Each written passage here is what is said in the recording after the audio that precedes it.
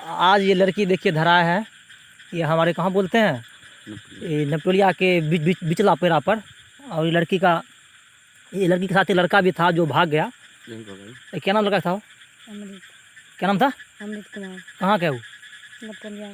मुँह था ऊपर। तुम्हारा घर कहाँ हुआ? बहादुरपुर। बहादुरपुर। क्या नाम? क्या नाम है तुम्हारा? कुमारी, पूनम कुमारी। पूनम कुमारी। क्या करने आई थी यहाँ पर? मिलने ले लिए। क्या करने? मिलने आए। मिलने के लिए आई थी। और लड़का कहाँ गया? भाग गए।